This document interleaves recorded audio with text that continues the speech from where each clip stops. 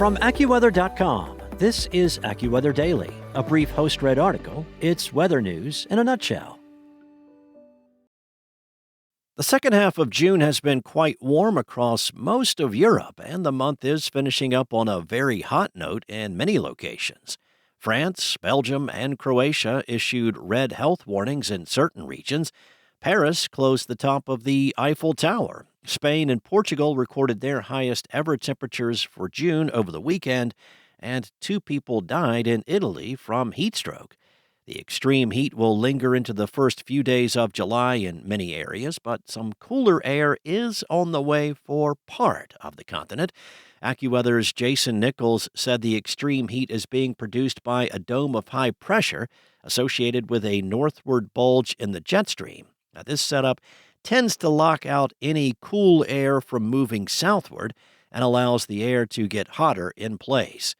Widespread highs ranging from the upper 80s, 90s, and low 100s will continue into Tuesday in northwest Europe and the middle of the week in central Europe. Many areas will experience their highest temperatures of the year so far, and in places where the heat builds, each day could be hotter than the last. In order for the pattern to change, the high-pressure dome must weaken or shift position. As the week progresses, a combination of both will occur, and that should be enough to bring some cooler air to northwestern Europe and take the edge off the heat in parts of central Europe. The Wimbledon tennis tournament got underway this week, and Nichols said there will be one more hot day around London on Tuesday, then it should cool down on Wednesday. Cooling will reach northern France, the Benelux region, and western Germany on Thursday. Highs in London on Wednesday are projected to be in the mid-70s. In Paris, highs should be in the low 80s by Thursday.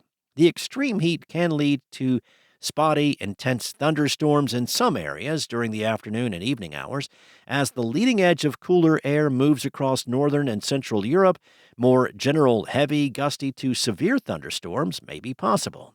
As the heat dome shifts, temperatures will surge farther to the east in Europe for a time. Nichols said a brief spell of heat will reach Berlin on Tuesday and Wednesday, then Poland on Wednesday and Thursday. The Balkans will be quite hot Thursday through Sunday. Very little cooling is foreseen for central Spain to the Italian peninsula through the week. During the last 2 weeks of June, temperatures in London have been running more than 10 degrees above the historical average. Farther south in Madrid, the collections of highs and lows have been about 12 degrees above the historical average. In Rome, the departures were a bit less extreme, but still significant, with temperatures hovering around 6 degrees above the historical average. AccuWeather lead long-range meteorologist Paul Pastelok said there will likely be more significant heat waves coming to Europe as the summer progresses.